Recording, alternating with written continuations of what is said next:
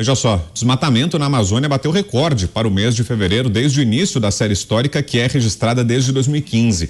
Até o último dia 17 desse mês foram perdidos 208,7 quilômetros quadrados de floresta.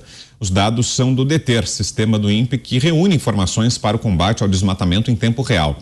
Até então, o número de desmate mais alto para o mês de fevereiro tinha sido registrado no ano passado, com 198,6 quilômetros quadrados de floresta perdida. Então, né, Nelson Kobayashi, o governo Bolsonaro era bastante acusado, né, pelo aumento do desmatamento na Amazônia, mas parece que esses números agora, no início do governo Lula, continuam em alta, Koba. Pois é, em relação a esses números, né, Vitor, é claro que isso é reflexo dos últimos 12 meses, isso invade o período da presidência do Jair Bolsonaro, mas o que a gente tem de bom é a esperança agora de que isso vai diminuir muito, porque afinal quem está no governo é o presidente Lula, que é muito amigo do meio ambiente, colocou a Marina Silva como ministra do meio ambiente, que foi para Davos falar que o Brasil é um compromissário com a defesa do meio ambiente, que esteve nos Estados Unidos, inclusive com a companhia da ministra Marina Silva, para dizer que o Brasil está convicto de que agora acabou esse negócio de desmatamento, acabou a ofensa ao meio ambiente brasileiro. Então, é um dado para a gente deixar salvo, registrado este número em fevereiro de 2023 para comparar com o ano que vem, porque daí não tem mais nada o que falar com os 12 meses anteriores, porque agora a responsabilidade vai ser toda dessa gestão do governo federal que fez a campanha falando muita coisa a respeito de desmatamento. Aliás, o presidente Lula, ele deu muito mais ênfase ao desmatamento quando era perguntado sobre agricultura, por exemplo, do que propriamente com os benefícios que o agronegócio brasileiro trouxe para o Brasil. Ele, perguntado no último debate presidencial do primeiro turno sobre o tema agricultura, foi a palavra que foi tirada de uma urna ali pelo mediador do debate, podendo falar sobre comida na mesa do brasileiro, sobre geração de emprego, sobre o PIB nacional, porque 27% vem do agronegócio, podendo falar sobre tantas coisas que essa joia na mão do governo brasileiro, que é o agronegócio, ele quis falar de desmatamento como se fosse culpa dos agricultores, como se todo desmatamento, toda a coisa ruim relacionada ao verde no Brasil fosse coisa da agricultura. Agora que ele está no governo, que escolheu as pessoas que vão lidar com essa pasta, resta agora a esperança, a certeza de que isso não vai mais repetir. No discurso é tudo muito bonito, mas vamos lembrar que o recorde de desmatamento e de queimadas era justamente do PT, nos governos Dilma. Diga, Zé. Olha, existem muitas lendas aí nessa história de desmatamento, interrupção do desmatamento. O Brasil é um país que desmata. Em primeiro lugar, não há como zerar o desmatamento. É impossível, né? Sempre haverá desmatamento. E digo mais, existe a possibilidade de desmatamento legal. Há previsão, inclusive no Código Florestal. Não há esse crime de colocar fogo em floresta, e a maioria disso aí acontece, não é porque a legislação brasileira é flexível, boa com isso, é porque criminosos que querem grilar terras é que fazem o desmatamento para depois pedir a legalização. A legislação brasileira, ela é uma das mais rígidas do mundo. E ela é concatenada num código, e também é uma raridade. Talvez o Brasil seja um dos únicos que tenha o Código Florestal, todas as leis relativas ao meio ambiente concatenadas num só documento, né, que é o Código Florestal.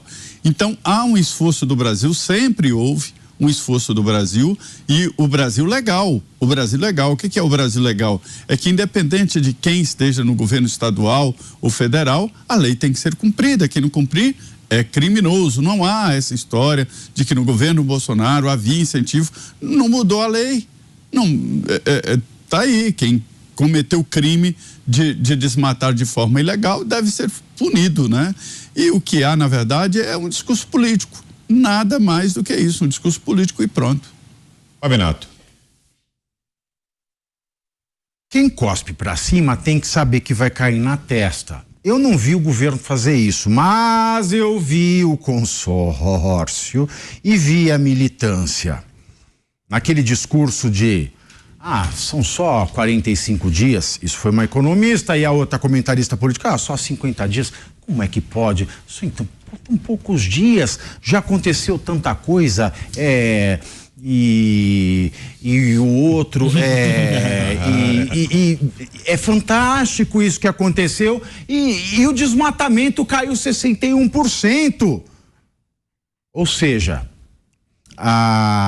o Saci Pererê, Curupira, a mula sem cabeça, o folclore nacional ficou tão feliz que falou, bom, agora nós vamos dar uma trégua para as matas. Então o Lula é presidente, não vai ter mais desmatamento. Então eles arrogaram como um efeito Lula sobrenatural o fato de janeiro ter uma queda abrupta de 61% no desmatamento.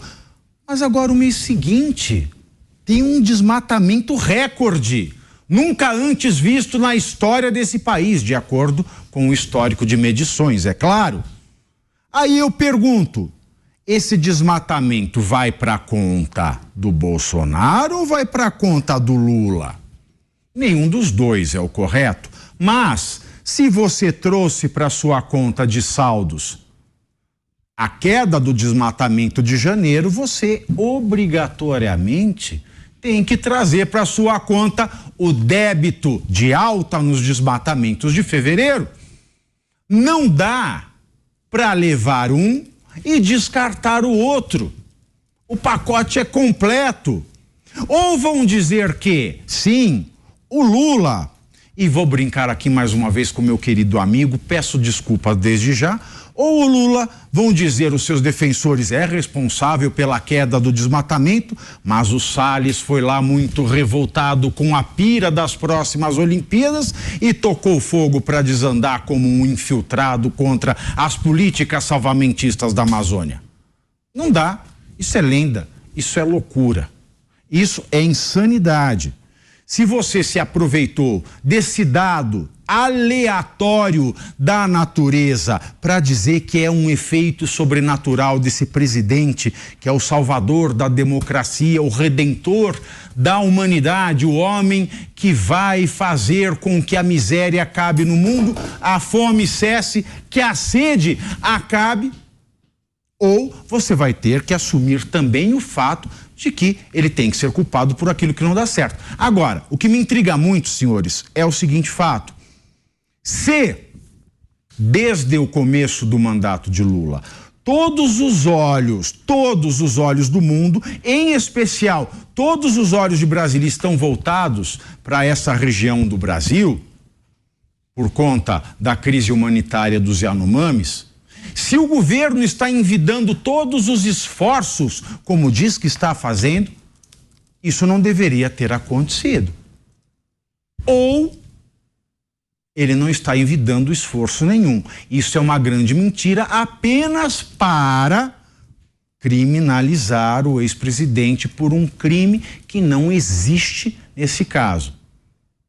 Então, mesmo que seja a natureza, mesmo que a queimada seja um efeito climático, isso revela duas coisas.